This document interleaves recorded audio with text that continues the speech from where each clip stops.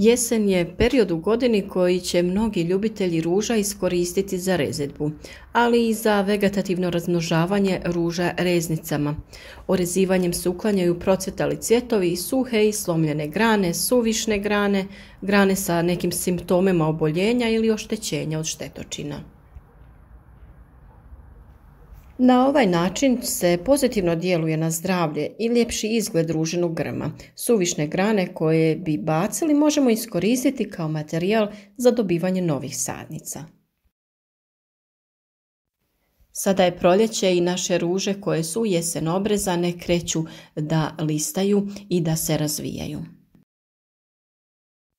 No rasađivanje ruža reznicama nije ograničeno samo na jesen, nego to možemo uraditi u bilo koje vrijeme. Na isti način možemo iskoristiti i ruže koje smo dobili na poklon. Ako vam se posebno svidjela ruža koju imate, pa ju želite posaditi i imati je u vrtu, vrlo je jednostavno. Ovdje imamo 3 ruže koje ćemo iskoristiti kao reznice da uzgojimo biljku ruže koja će krasiti naš vrt. Reznica je najčešće duga 10 do 20 cm i mora imati 3 do 5 dobro razvijenih pupoljaka koji se nalaze u osnovi listova. Sve te listove sa reznice ćemo ukloniti. Na reznici treba razlikovati gornji i donji rez. Gornji rez treba biti ravan, a donji malo zakošen.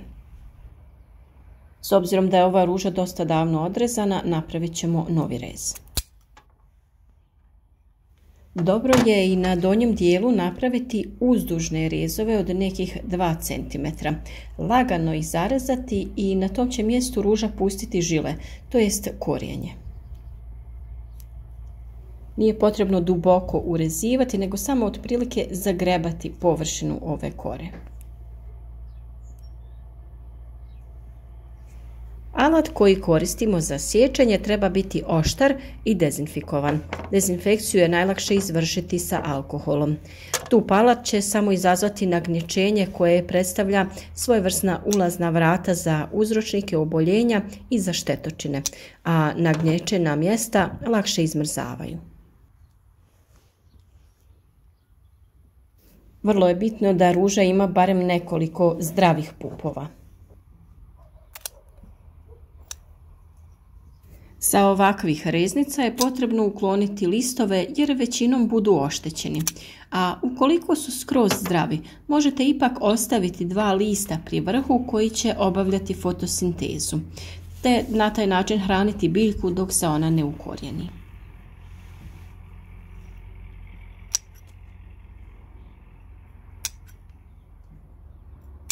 Kada je vaša ruža u buketu u vazni dala sve od sebe, šteta bi bila ne iskoristiti je i imati trajnicu koja će dugo ukrašavati vaš cvjetnjak ili vaznu.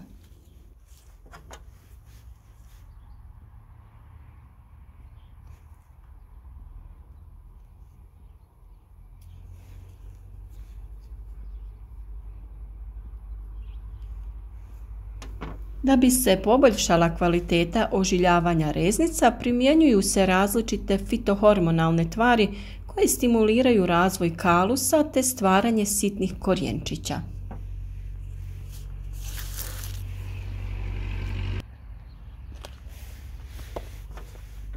Za bolje ožiljavanje reznica preporučujemo primjenu hormona. Mi koristimo jedan pod nazivom Radicifo P koji u svom sastavu sadrži humus, ekstrakt algi i fitohormonalnu tvar. To je praškasti pripravak sa hormonskim efektom posebno formuliranim za ožiljavanje, ukorjenjavanje i rast korijenja u cilju jačanja prve faze razvoja biljaka. Na ovaj način ovaj preparat daje potporu korijenovom sustavu, pomaže ukorjenjavanje mladih biljaka nakon presađivanja.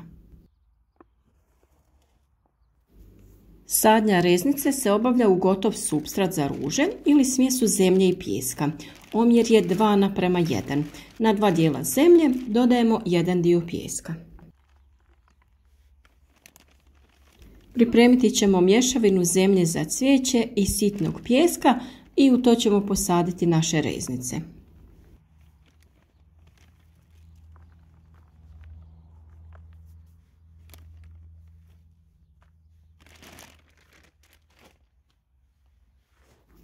Sve to dobro izmiješajte i biti će idealno za daljnji razvoj i ukorjenjavanje reznice.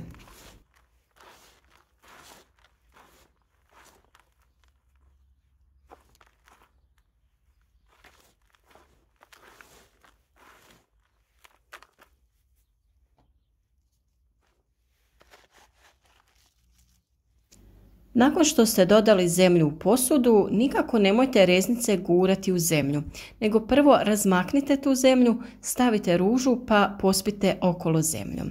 Na ovaj način vam hormon za rast neće spasti sa reznice.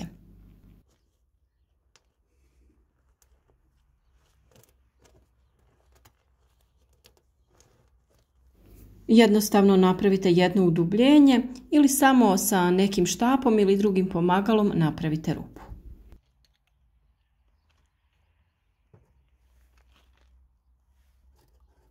Sljedeći korak je da ružu prvo uronite u vodu, pa zatim u hormon za ožiljavanje, kako bi se on lakše zalijepio za reznicu.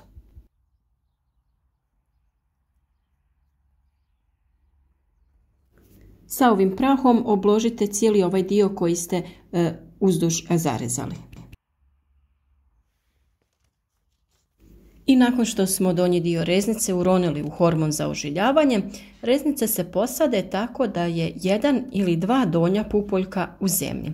Iz tog dijela će se razviti korijen, a iz gornjih pupoljaka će se razviti nova biljka ruže.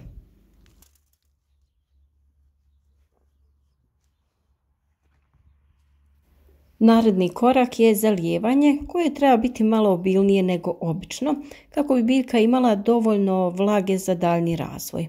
Možete prvo dodati malo vode pa nešto kasnije dodati još da se bolje natopi zemlja.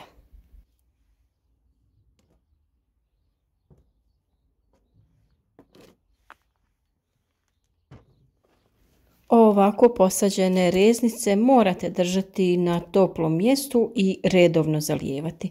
Nipošto nemojte dozvoliti da zemlja zasuši, jer bi to bio kraj njenog razvoja, to jest razvoja korijena.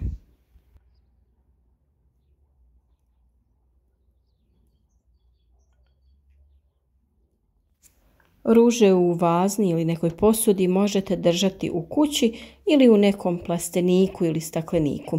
Uglavnom da vam je na toplom mjestu i da je dostupna za redovno zalijevanje.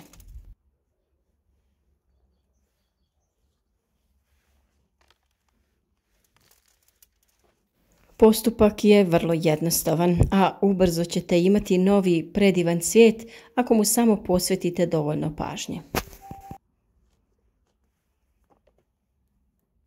Naravno, ove reznice možete da posadite i u vaš cvjetnjak na otvorenom. O tome ćemo malo kasnije u videu.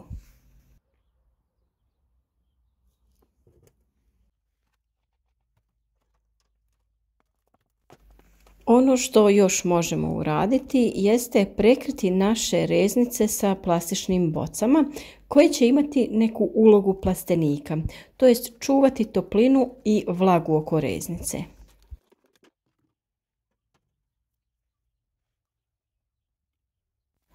Oprezno održite gornji dio plastične boce te sa tim prekrite vašu reznicu. Nije preporučljivo da se za ovo koriste najloni ili vrećice.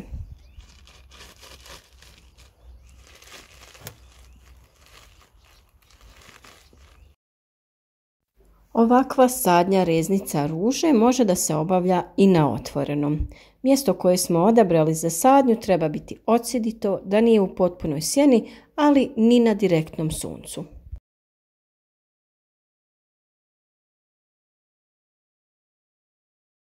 Postupak sadnje je jednak kao i kod prethodnih, samo što ćemo ovaj put stavljati reznicu u naš cvjetnjak.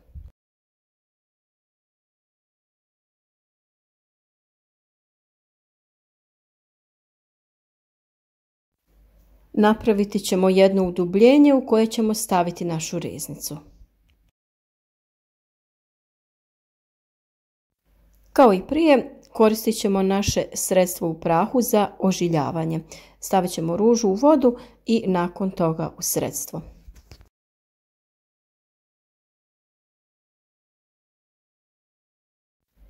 Sada našu reznicu stavljamo u zemlju, a oko nje ćemo nasuti mješavinu zemlje i pijeska koju smo prethodno već pripremili.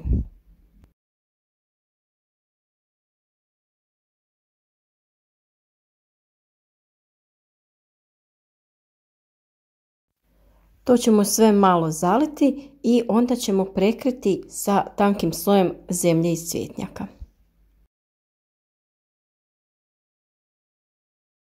Naravno i ovdje je vrlo bitno zalijevanje, pa ćemo ponovno obilno zaliti našu posađenu reznicu jer je veća površina i lakše će gubiti vlagu. Reznice koje sadimo na otvorenom su izložene djelovanju vanjskih uslova poput temperature vazduha i zemljišta, vlage, vjetra i potrebno ih je zaštititi. Reznice ruže je najlakše zaštititi plastičnim bocama, a možemo koristiti i sjeno, slamu i lišće. Nije dobro koristiti najlon. Plastična boca je i ovdje najlakši način zaštite. Na svaku reznicu stavimo jednu bocu i u ovom slučaju boca opet ima ulogu malog plastenika. Kod sadnje obezbijedite razmak između reznica. Međuredni razmak treba da bude 8 do 10 cm, a razmak u redu 7 do 8 cm. Nakon sadnje reznice redovno zalijevajte, ali nemojte pretjerivati sa zalijevanjem. Osim sadnje u zemljište, reznice se mogu staviti u posude sa vodom. Ovakve reznice držati na sobnoj temperaturi i već nakon 15 do 20 dana one će razviti korijen. Nakon toga ih možete presaditi na željeno mjesto.